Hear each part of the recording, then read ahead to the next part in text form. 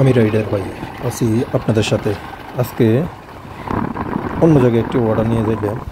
অর্ডারটা আসলে দুপুরবেলা দেখেন রোদের তাপ কি, ওরি বাপরে প্রচুর রোদের তাপ।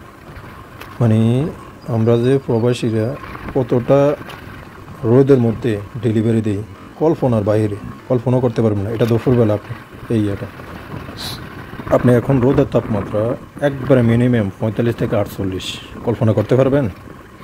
এই 45 থেকে 48 বা 50 ডিগ্রি সেলসিয়াসের মধ্যে যে আমরা মোটরসাইকেলটা চালাই কতটা কষ্ট, আল্লাহ সুবহান।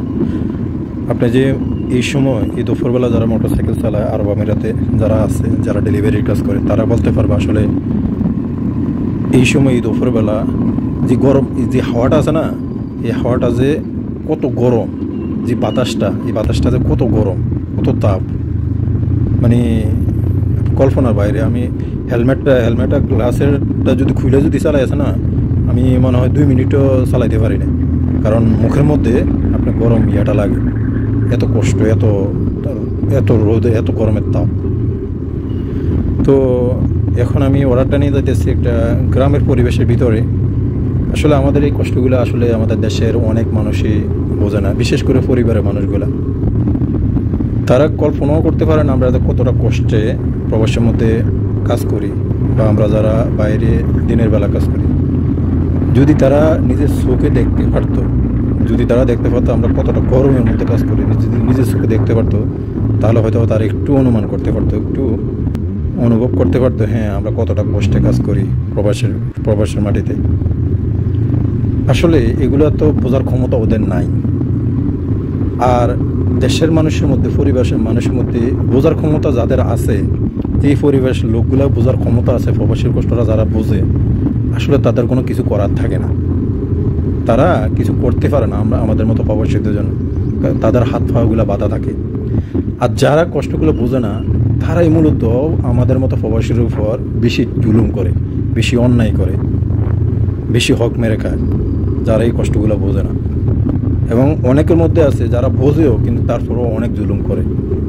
প্রবাসীদের এত কষ্টের পরেও যদি প্রবাসীর উপর একটা অন্যায় করে, এত জুলুম করে, এটা সহ্য করে নেওয়ার মতো না। যারা প্রবাসে কাজ করে, যারা এই রোদের মধ্যে কাজ করে, তারাই বুঝতে পারবে কতটা কষ্ট। আল্লাহু আকবার। তো অনুরোধ করব, যারা দেশে আছেন দয়া করে প্রবাসীদের উপর অন্যায় করবেন না। যারা পরিবারের লোকগুলো আছেন, প্রবাসীদের উপর নিষ্ঠুরভাবে অন্যায় করবেন না, কারণ প্রবাসীদের হক, পরিবারের লোক তো দূরের কথা, বাবা মাও প্রবাসীদের হক মেরে তাদের সন্তান যারা প্রবাসে থাকে তাদের উপরেও সঠিক বিচার করে না, অন্যায় করে। অনেক অনেক পরিবার আছে, অনেক বাবা মা এগুলো করে। এই বাবা মাগুলো যদি নিজের চোখে দেখতো এই কষ্টগুলা, এই রোদের নিজের চোখে দেখতে আছে না, তাহলে জীবনও কোনোদিনও এই সন্তানের উপর জুলুম করতো না, অন্যায় করতো না। যাক, অবশেষে আমি অর্ডারটা নিয়ে চলে আসলাম প্রায় কাছাকাছি। দেখেন মানে রোদে চিকচিক করতেছে, রোদের কি অবস্থা রোদের। এই ঘরটার মধ্যে আমি আসলাম, তো আমি অর্ডারটা দিয়ে দিছি অলরেডি অর্ডারটা, কারণ কাস্টমার দেখানোটা হয়তো বা ঠিক নেই, জন্য আমি অর্ডারটা দিয়ে দিছি। আবার রিটার্ন রওনা দিলাম আবার। তো আমি বারবার একটা কথা বলতে আসছি, আসলে প্রবাসীদের উপর যারা জুলুম করে, বেশিরভাগ ক্ষেত্রে জুলুম কারা করে? পরিবারের মানুষগুলা করে। জুলুম কারা করে? আপনজন করে। আপনার পর কোনো দিন প্রবাসীর উপর জুলুম করে না, খুব কম। কিন্তু আপন লোকগুলো প্রবাসীর উপর জুলুম করে, নিজের ভাই বোন, মা বাবা, সবাই। হয়তো বা অন্য কেউ জুলুম করলে সেটা মেনে নেওয়া যায়, রক্তের সম্পর্কের বাইরে জুলুম করলে সেটা মেনে নেওয়া যায়। কিছু কিছু ক্ষেত্রে দেখা যায় কি, তা নিজের মা বাপও নিজের সেই প্রবাসী সন্তানের উপর অন্যায় করে, অবিচার করে, সঠিক হক মানে ন্যায় যে বিচারটা সেটা করতে চায় না। এত কষ্ট করে যে মাথার ঘাম পায়ে ফেলে যে প্রবাসী সন্তানগুলা টাকা ইনকাম করে, সেই টাকাগুলা সঠিকভাবে ব্যবহার করে না, যেমনি ব্যবহার করে, যখন ইচ্ছে তখন খরচ করে। তখন এই কষ্টের প্রবাসীগুলো যখন 10 বছর 20 বছর পরে দেশে যায়, যখন দেখে তাদের হাতে কিছুই থাকে না, তাদের বাপ মা তাদের সাথে অন্যায় করছে, অবিচার করছে, তখন তাদের চোখের পানি ফেলা ছাড়া আর কিছুই থাকে না।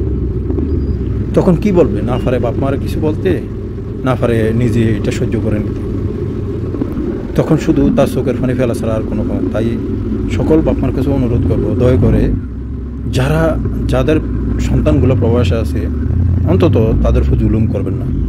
তাদের যেই হকটা, তাদের হকটা সঠিকভাবে বিচার করে দেবেন। তারা যে ইনকাম করে দেশে টাকাগুলো পাঠাচ্ছে, দয়া করে তাদের এই ইনকামগুলোকে সঠিকভাবে কাজে লাগাবেন, যেন তার ভবিষ্যৎটা সুন্দরভাবে কাটাতে পারে। হয়তো অনেক প্রবাসী দেখে অনেক টাকা দেওয়ার পরে ওই টাকাগুলো বিভিন্ন খাতে খরচ করে বলো, সবার উপর খরচ করে, এটা একবারও উচিত না। তো বাপমারও অনুরোধ করবো, কোনো প্রবাসী সন্তানের উপর দয়া করে জুলুম করবেন না। তো অবশেষে আমি চলে আসলাম। ইনশাআল্লাহ আবারও কথা হবে পরবর্তীতে ভিডিওতে, আবারও দেখা হবে পরবর্তীতে ভিডিওতে।